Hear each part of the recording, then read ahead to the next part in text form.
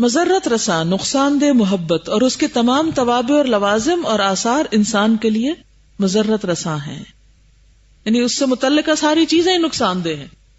یہ آپ فرق سمجھ لیجیے. صحیح محبت کے ساتھ جتنی چیزیں، کیونکہ محبت جہاں ہوگی وہاں رنج و غم بھی ہوگا، شوق بھی ہوگا، انس بھی، بہت ساری چیزیں ہوگی، یعنی اس کے ساتھ لگی ہوئی ہیں جو اس کے تابع ہے. اس کے بغیر محبت تو محبت ہی نہیں ہوتی. تو پھر محبت کے نام پر ایسی خود کو دھوکہ دیتا ہے انسان. جیسے بہت لوگ کہتے ہیں نا اللہ سے محبت ہے لیکن نہ شوق ہے، نہ انس، نہ وصال کا شوق ہے، اور یہ جتنی بھی باتیں آئی ہیں محبت کے تو کچھ بھی نہیں اس میں سے، یہ صرف خالی کولی نعرہ ہے اللہ سے محبت ہے. اس کو بھی پرکھا جا سکتا ہے کہ کیسی محبت ہے. رسول صلی اللہ علیہ وسلم سے محبت ہے، کیا محبت ہے؟ اس کے ساتھ یہ سارے آثار موجود ہیں، یہ انگریڈینٹس یعنی لازمی اجزاء اس کے اندر ہیں. اب اسے کھانے میں اگر ایک نمک ہی نکال دیں، ایک انگریڈینٹ بھی نکل جائے تو باقی کیا مزہ رہ جاتا ہے؟ کچھ بھی نہیں. اسی طرح باقی بھی چیزیں. تو اس وقت انسان کو یہ سوچنا چاہیے کہ اگر محبت ٹھیک ہے تو سارے لوازم اور اس کی ساری چیزیں باعث اجر بن گئی، فائدے کی ہو گئی. اور اگر وہ غلط ہے تو ہر چیز جو اس سے متعلق ہے سبھی غلط ہے. پھر وہ ڈیوائیڈ نہیں آپ کر سکتے، ہاں اتنا تو ٹھیک ہے اور یہ حد ٹھیک ہے اور یہ حد ٹھیک نہیں، سب بیکار. مضرت رساں محبت اور اس کے تمام توابع اور لوازم آثار انسان کے لیے مضرت رساں ہیں. یہ اسے رب العالمین کی بارگاہ سے دور پھینک دیتے ہیں. مضرت رساں محبت جہاں کہیں اور جس شخص میں بھی اپنے توابع یعنی جو چیزیں اس کے ساتھ پیچھے چلی آتی ہیں اور لوازم اور آثار میں منقلب اور نمایاں ہوگی، پرومیننٹ ہوگی، مضرت رساں ہی ہوگی، نقصان دہ ہی ہوگی، اور پروردگار سے بعد اور دوری ہی پیدا کرے گی. جس منزل اور جس مقام میں یہ محبت پہنچے گی خسارہ ہوگا، زیادہ ہوگی تو زیادہ نقصان، تھوڑی ہے تو تھوڑا نقصان. اور رب العالمین سے بعد اور دوری اس کے ساتھ ساتھ ہوگی، اسی اعتبار سے ہوگی.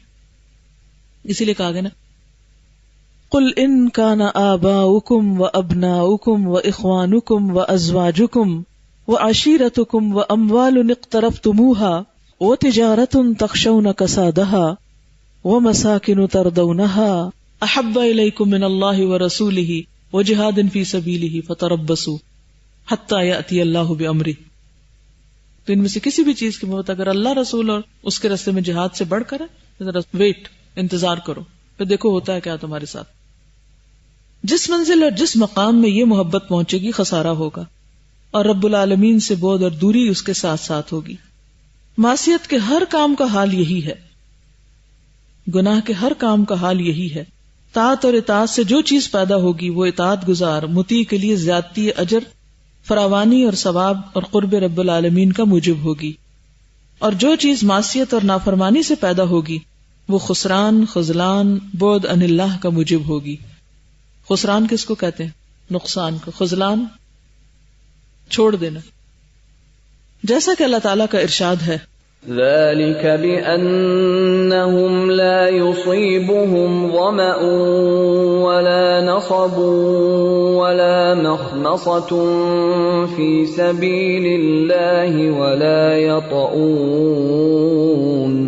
ولا يطؤون موطئا يغيظ الكفار ولا ينالون من عدو نيلا إلا كتب لهم به عمل صالح إن الله لا يضيع أجر المحسنين. ولا ينفقون نفقة صغيرة ولا كبيرة ولا يقطعون واديا إلا كتب لهم ليجزيهم الله أحسن ما كانوا يعملون. سورۃ التوبہ. یہ اس لیے کہ ان جہاد کرنے والوں کو اللہ کی راہ میں پیاس اور محنت اور بھوک کی تکلیف پہنچتی ہے تو اور جن مقامات پر کافروں کو ان کا چلنا پھرنا ناگوار گزرتا ہے وہاں چلتے ہیں تو اور دشمنوں سے کچھ ملا رہتا ہے تو ہر کام کے بدلے ان کا نیک عمل لکھا جاتا ہے. بے شک اللہ خلوص دل والوں کے اجر کو ضائع نہیں کرتے. یعنی جب اللہ کے راستے میں انسان نکلتا ہے تو اس راستے میں جو کچھ بھی آتا ہے، بھوک، پیاس، گرمی، تھکاوٹ، کسی کا کرٹیسزم، کسی کی جھڑکیاں، ڈانٹ، وہ ساری کی ساری انسان کے لیے کیا بن جاتی؟ باعث اجر. تو اللہ ایسے لوگوں کے اجر کو ضائع نہیں کرتا. اور پھر تھوڑا یا بہت کچھ راہ خدا میں جو خرچ کرتے ہیں اور جو میدان ان کو طے کرنے پڑتے ہیں، یہ سب ان کے نام لکھا جاتا ہے. مجاہد فی سبیل اللہ کا جو گھوڑا ہوتا ہے، اس کی لید پیشاب تک اس کے نامہ اعمال میں، حسنات میں شمار ہوگی. حالانکہ بظاہر دیکھنے میں ناپسندیدہ، ناگوار چیز ہے، لیکن وہ بھی تول دی جائے گی ساتھ. یعنی ہر وہ چیز جو اس سے ریلیٹڈ ہو، اس رستے کے ساتھ وابستہ ہو، تو ذرے ذرے میں، قدم قدم پہ اجر لکھا جاتا ہے. گاڑیوں کا دھواں بھی بالکل سب کچھ. اور جو میدان ان کو طے کرنے پڑتے ہیں، جتنے بھی فاصلے طے کرنے پڑتے ہیں، یہ سب ان کے نام لکھا جاتا ہے تاکہ اللہ انہیں ان کے اعمال کا بہتر سے بہتر بدلہ عطا فرمائے. اگر اس محبت کے ساتھ کوئی اللہ کے رستے میں نکلتا ہے اور اس کو یہ یقین ہوتا ہے کہ جو کچھ میں کر رہا ہوں سبھی کا اجر ہے، کیونکہ بہت سارے پریشرز آتے ہیں نا، کچھ اپنی جان پہ آتے ہیں، کبھی بھوک ستاتی ہے، کبھی تھکاوٹ ہوتی ہے، کبھی انسان کو کوئی کچھ برا بھلا کہہ دیتا ہے، کبھی کچھ. لیکن انسان کیوں جمع رہتا ہے؟ استقامت کب آتی ہے؟ اور ان ساری چیزوں کو انسان اگنور کر دیتا ہے اور پھر بھی جمع رہتا ہے. یہ صرف اس وقت جب محبت اللہ کے لیے خالص ہو جاتی ہے. جیسے ماں کی بچے کے لیے محبت ہوتی ہے نا، تو آپ دیکھیں کہ بچہ الٹی کرے، پیشاب کرے، کچھ بھی کرے تو وہ کیا کرتی؟ بیزاری سے صاف کرتی ہے، شوق سے، ہر چیز شوق سے کرتی، کیونکہ اس محبت کا پیکج ہے. وہ اس میں اچھی چیزیں خوشگوار بھی ہیں، بچے کی مسکراہٹیں بھی ہیں اور نجاستیں بھی ہیں. تو وہ صرف مسکراہٹوں کی وجہ سے نہیں بچے کو اٹھاتی، وہ دوسرے اٹھاتے ہیں. ماں اس کی نجاستوں کو بھی اتنے ہی شوق سے صاف کرتی ہے جتنے شوق سے اس کی مسکراہٹیں دیکھ رہی ہوتی ہے. اور یہ صرف سچی اور خالص محبت کی بنا پر ہوتا ہے. جو لوگ واقعی اللہ سے محبت کرتے ہیں اور اللہ کے رسول سے اور اللہ کے راستے میں جہاد سے. یہ سورۃ توبہ کی اس آیت میں 3 چیزوں کا ذکر ہے، اور یہی ہماری اعلیٰ اور عرفہ زندگی میں چیزیں ہو سکتی ہیں، اللہ، رسول، اور اس کے بعد جو ہمارا کام ہے اور مشن ہے. ہر دور کے جہاد کی اپنی ایک شکل ہوتی. تو جب اس کام سے سچی لگن اور محبت ہوگی تو پھر اس کے ساتھ جتنی بھی تکلیف دہ چیزیں آئیں گی سب خوشی سے گوارا ہوں گی. کہتے ہیں گالیاں کھا کے بھی بد مزہ نہ ہوا. یہ کون بد مزہ نہیں ہوتا؟ ہاں، جو سچی محبت کرتا ہے. یہ کسی شعر کا مصرع ہے نا کہ جو دنیاوی عاشق اپنے معشوق کی محبت میں اگر اس کو کوئی برا بھلا بھی کہتا ہے، گالیاں بھی دیتا ہے، تو وہ گالیاں بھی اس کو اچھی لگتی ہیں کہ مجھے اس محبت میں مل رہی ہیں. ہم اگر دین کے راستے میں آتے ہیں، اللہ کے راستے میں نکلتے ہیں، تو کوئی اگر ہماری بےزتی بھی کر دے، کوئی ہمیں گالیاں بھی دے دے، کوئی برا بھلا بھی کہہ دے، کوئی ڈانٹ ڈپٹ بھی دے، تو کیا ہوا؟ اس کو بھی انجوائے کر لیں. کوئی تنقید بھی کر دے، اپنے اوپر تنقید سن کے کون مسکرا سکتا ہے؟ اس پر بھی کون خوش ہو سکتا ہے؟ وہی خوش ہو سکتا ہے جس کو پتا ہے کہ میں جس کے لیے کر رہا ہوں اس نے قدردانی کر لی ہے. لوگوں سے چاہیے کچھ نہیں. جب لوگوں سے کچھ چاہیے نہیں تو ان کی اچھی باتیں بری باتیں اس سے کیا فرق پڑتا ہے؟ ان کے لیے تعریف اور تنقید میں کوئی بہت بڑا فرق نہیں ہوتا، کیونکہ وہ دونوں اس کو اس کے کام کی وجہ سے مل رہی ہوتی ہیں. جب تک یہ سچائی نہ آئے انسان اس راستے پہ استقامت اختیار کر ہی نہیں سکتا. جب تک ذات بیچ میں شامل رہتی ہے تو اس وقت یا تو ہم ذات کا دفاع کرتے رہتے ہیں، یا مائنڈ کرتے رہتے ہیں، یا موڈ آف کیے رہتے ہیں، یا پھر بار بار کہتے ہیں کہ ہم یہ کام نہیں کریں گے. یعنی کسی نہ کسی طرح اپنے آپ کو اس سے ڈس ایسوسیٹ کرنے لگتے ہیں، ہمیں نہیں ضرورت اس کی.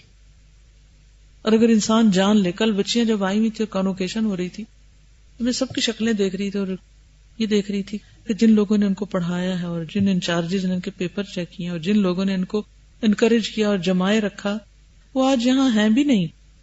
ان کو پتہ بھی نہیں کہ کس کس کا کہاں کیا حصہ ہے.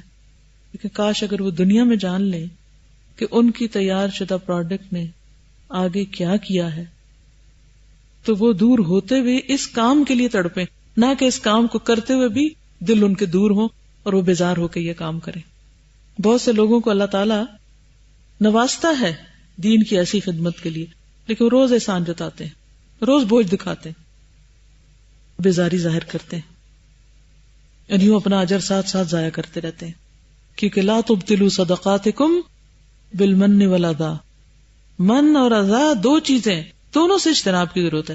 بعض اوقات ہم من نہیں کر رہے تھے لیکن اذا ضرور کر رہے ہوتے ہیں دوسروں کو، احسان جتا رہے ہوتے ہیں، یعنی کہ ایک دین رکھ رہے ہوتے ہیں کسی کے اوپر، شاید تمہارے لیے ہم کام کر رہے ہیں، کسی کے لیے تو نہیں کر رہے ہم، کیونکہ جو صرف اور صرف اللہ کے لیے کر رہا ہوتا ہے وہ ان سب چیزوں سے بے نیاز ہو جاتا ہے، سب چیزوں سے اوپر اٹھ جاتا ہے، وہ آنکھیں بند کر لیتا ہے ہر چیز سے، کیونکہ اس کو پتا ہے کہ جو کچھ وہ کر رہا ہے، ایک کریکشن بھی ایک پیپر میں کی تو اس کے اوپر جو اجر ملنے والا ہے وہ اللہ کے پاس ہے.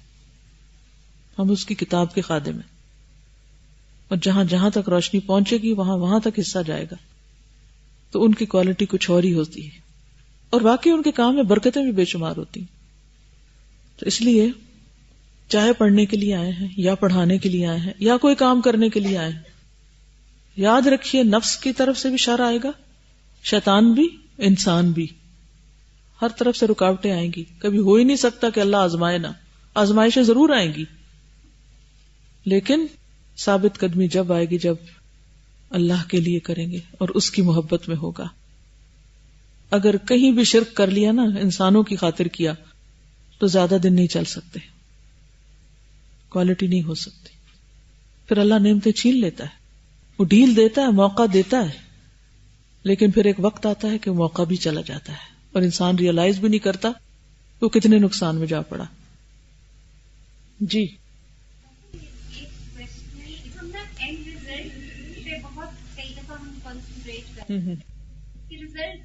نظر آ جائے جلدی سے، اور اس کا یعنی تاکہ ہم پھر اس کا ایویلویٹ کرتے ہیں کہ کیا جو میں نے وقت لگایا تو کیا وہ اس کے ایکویلنٹ تھا جتنا رزلٹ سامنے آیا.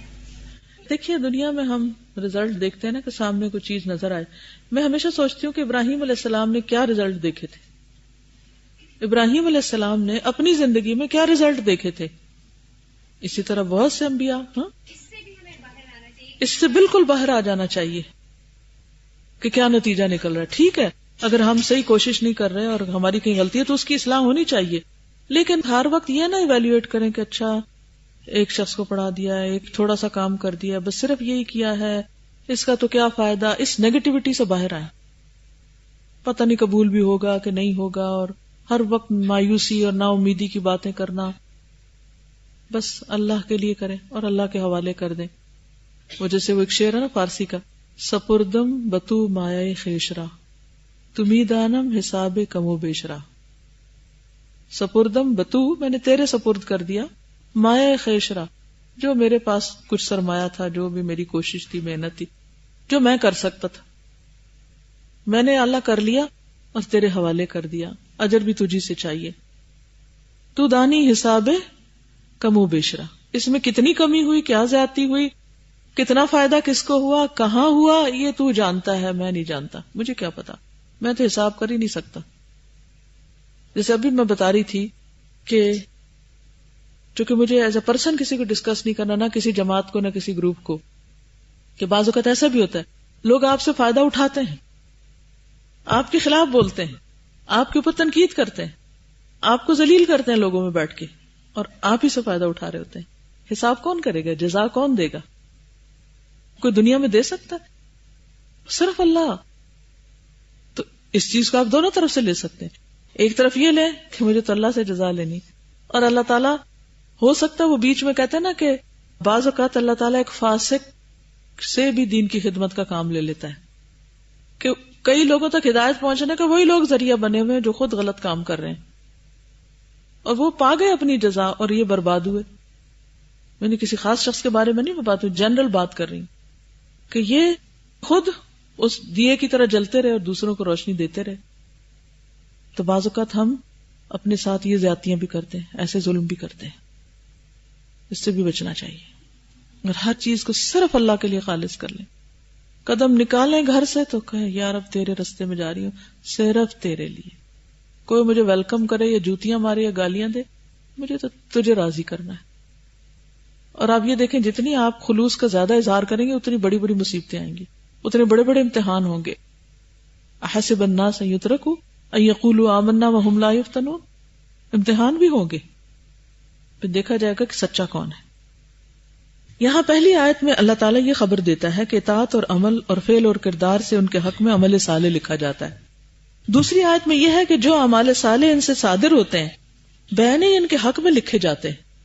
ان ہر دو میں فرق یہ ہے کہ پہلا امر ان کا فعل اور عمل نہیں بلکہ بد انسان سے صادر ہوتا ہے جس کی وجہ سے ان کے لیے عمل صالح لکھا جاتا ہے. سمجھ گئے بات؟ ایک ہے ان کا عمل اور ایک ہے ان پہ ہونے والی تنقید اور ان کے خلاف ہونے والا پروپیگنڈا. دو پہ اجر ملتا ہے. اچھا ہم کیا سمجھتے ہیں کہ زیادہ شاید ہم کوئی نیکی کے کام کر لیں گے تو اس پہ اجر ہے. وہ تو ہے ہی، قدم جو اٹھائیں گے اس پہ بھی ہے، لیکن اس قدم میں جو رکاوٹیں آئیں گی، ہرڈلز آئیں گے، اس پہ جو پریشانیاں آئیں گی اس پر بھی اجر ہے. تو یہی تو اللہ کا احسان ہے، اجر پر اجر، یعنی ایک مثبت ایک منفی، ایک آپ کو کرنے کا اجر اور ایک آپ کے کرنے پر تنقید کا اجر، جس کی وجہ سے ان کے لیے عمل صالح لکھا جاتا ہے. دوسرا امر بینی انسان کا عمل اور فعل ہے جو ان کے حق میں لکھا جاتا ہے. ہر قتیل محبت کو چاہیے، یعنی جو شخص بھی محبت کے مرض کا شکار ہو چکا ہے، محبت نے اس کو قتل کر رکھا ہے، محبت اس پہ آ گئی ہے، چھا گئی ہے، اس کو لگ چکی ہے، وائرس نے اٹیک کیا ہوا ہے، کہ اس فصل کا مطالعہ پوری توجہ سے کرے. اس کے مطالعے سے اسے معلوم ہو جائے گا کہ کون سی محبت اس کے لیے مفید اور موجب سعادت ہے اور کون سی موجب نقصان و خسران. اگر آپ سن رہے ہو پھر تو ضرور کریں گے، اور اگر سن ہی نہیں رہے تو پھر اور بات ہے. سَيَعْلَمُ يَوْمَ الْعَرْضِ أَيُّ بِدَعَ أَدَعَ وَعِنْدَ الْوَزْنِ مَا كَانَ حَصَلًا. ان قریب پیشی کے دن، یعنی اللہ کے حضور جب پیش ہوگا، وہ جان لے گا کہ کون سی پونجی اس نے ضائع کر دی اور وزن کے وقت کون سی چیز اس نے حاصل کی. ساری پونجی، یہ وقت پونجی، پونجی کا مطلب ہوتا ہے مال، یعنی کرنسی جس سے انسان کچھ خریدتا ہے. یہ زندگی، یہ صلاحیتیں، یہ عقل، یہ وقت، یہ سب کچھ، یہ کیا ہے؟ ایک پونجی. اس کو ہم کس راہ میں خرچ کریں، حتیٰ کہ اپنے صلاحیتیں، اپنے جذبات، اپنے احساسات، اپنی سوچیں، اپنا سب کچھ کس کی راہ میں لگایا ہوا ہے. کل اس سے کچھ کما کے لائے ہیں یا پھر سب بیسٹ گیا، گم گیا، ختم ہو گیا. سمجھ آیا؟ کچھ لوگوں کو تو آ گیا، شکر ہے، جنہوں نے جی کی، اور جو خاموش رہے وہ خاموش رہے. جواب تو دے دیا کریں. السلام علیکم ورحمۃ اللہ وبرکاتہ. وعلیکم السلام. محبت کے بارے میں جو ہم لوگوں کی زیادہ تر سوچ ہوتی ہے نا، وہ یہ ہوتا ہے کہ محبت ہم عموماً اس لیے کرنا چاہتے ہیں یا کرتے ہیں کہ اس سے ہمیں خوشیاں ملیں گے. مجھے تو یہی سمجھ میں آتی. خوشی کیسے حاصل ہو؟ وہ محبت ہوگی تو پھر ظاہر خوشی ہی ہوگی. آج جس چیز پہ میرا دل سب سے زیادہ کھلا ہے وہ یہ ہے کہ محبت میں صرف خوشی نہیں ہوتی اور غم بھی ہوتے ہیں، اور جب دنیا کی خاطر کرتے ہیں اللہ کو چھوڑ کے اور چیزوں سے کرتے ہیں تو چاہے خوشی ہو تو وہ بھی پھر بیکار ہی ہے، اور غم تو پھر ہے ہی بیکار. اور اللہ کے راستے میں ہر چیز اتنی زیادہ ورتھ وائل ہو گئی ہے، اتنی اس کی ورتھ انکریز ہو گئی ہے کہ خوشی پہ بھی اجر اور غم خوشی پہ بھی اجر ہے اور غم پہ بھی ہے. اور پھر انسان کتنا بے نیاز ہو جائے گا اپنی ان چیزوں سے، ان غموں سے. یہی تو فریڈم ہے اصل میں. خاص طور پہ جیسے میرے اندر جو ویکنیس ہے نا، وہ مجھے پین سے بہت زیادہ ڈر لگتا ہے، فزیکل ہو یا ایموشنل ہو. I am always protecting myself from pain. اور مجھے ایسا لگتا ہے کہ جیسے آج مجھے نا اس چیز سے آزادی مل گئی ہے الحمدللہ، کہ I should not fear pain because pain also is a reward. So reward کے لیے ہی تو کام کرے. بالکل. تو جس چیز میں بھی مل جائے. جزاک اللہ. کیونکہ بعض اوقات لوگ پتہ کیا ہوتا ہے، دین کی طرف کیوں نہیں آتے؟ کیونکہ انہیں ڈر ہوتا ہے کہ پھر لوگ ہم سے چھٹ جائیں گے یا ہمارے خلاف ہو جائیں گے یا ہمیں چھوڑ دیں گے، نقصان ہوگا. جی کہیں آپ نے ایک بات کی تھی نا کہ جتنی بھی ایسی جو ردی قسم کی محبت ہیں وہ فولشنس ہوتی ہے، اس پہ بیس کرتی ہیں. تو بیسیکلی یہ اللہ تعالیٰ امید دیتا ہے اور شیطان مایوس کرتا ہے.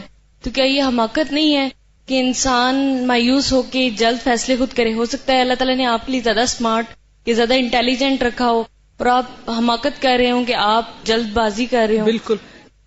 السلام علیکم ورحمۃ اللہ وبرکاتہ. بعض اوقات محبت میں نا ایسا پوائنٹ آتا ہے کہ جہاں آپ نہ بیک گیئر لگا سکتے ہیں نہ آپ فرنٹ میں جا سکتے ہیں، وہاں اسٹک ہو جاتے ہیں. اور بعض لوگ اس میں بڑے خوشی محسوس کرتے ہیں کہ اس غم کو بار بار منائیں. ایسے جیسے جیسے ہم برتھ ڈے سیلیبریٹ کرتے ہیں وہ غم سیلیبریٹ کرتے ہیں کہ اس سے نکلنا ہی نہیں چاہ رہے ہوتے. وہ لوگ کہتے ہیں ہم کیسے نکلیں, آپ بتائیں, ہمارے لیے دعا کریں. تو میڈم نے ایک بہت خوبصورت لیکچر دیا تھا, اس میں کہا تھا کہ اگر آپ چاہتے ہیں کہ آپ دعا کریں تو آپ اللہ کا ذکر زیادہ کر دیں, کیونکہ نماز کے بعد جب آپ ذکر کے لیے بیٹھتے ہیں تو فرشتے آپ کے لیے دعا کرتے ہیں. اگر آپ چاہتے ہیں کہ دعا کروائیں تو ایک آیت یاد کر لیں, اچھی طرح مفہوم سمجھ لیں, کسی کو سمجھا دیں, تو آپ کے لیے خود بخود مخلوقات دعائیں کرنا شروع کر دیں گی. تو جب وہ لوگ دعا کریں گے تو آپ اس میں سے نکل آئیں گے, اور جب آپ کی نیت خالص ہوگی تو اللہ تعالیٰ راہ دکھا دیں گے. پھر آپ کو یہ نہیں دیکھنا کہ کہاں سے آئے گی, کیا چیز کریں گی, وہ سنگل کلک کہیں سے بھی آپ کا ہوگا راستہ, اس راستے پہ ڈال دیں گے. لیکن اگر طریقہ کار نہیں معلوم تو اس سے فریاد کرتے رہیں تو وہ انشاءاللہ آپ کو صحیح طریقے دکھا دے گا. اکثر لوگ اس مصیبت میں پھنسے رہتے ہیں, کنفیوژن میں, ایمان کا لیول ڈاؤن ہو گیا ہے اور اب اوپر ہے اور اب نیچے ہے. تو جب تک آپ کانشیس ہیں آپ, اور اگر ڈاؤن ہو رہے ہیں تو بھی آپ فکر مند ہوگا تو یہ فکر بھی اجر میں لکھا جائے گا, اور اس کے لیے کوشش کے لیے قدم اٹھائیں گے وہ بھی اجر میں لکھا جائے گا. مایوسی تو کوئی ہے ہی نہیں. یہ بھی تو نعمت ہے کہ اللہ نے احساس تو دیا کہ ڈاؤن جا رہے ہیں, تو اٹھیں گے نا پھر. تو ہر چیز اطاعت اور عبادت بن جاتی. جزاکم اللہ خیرن.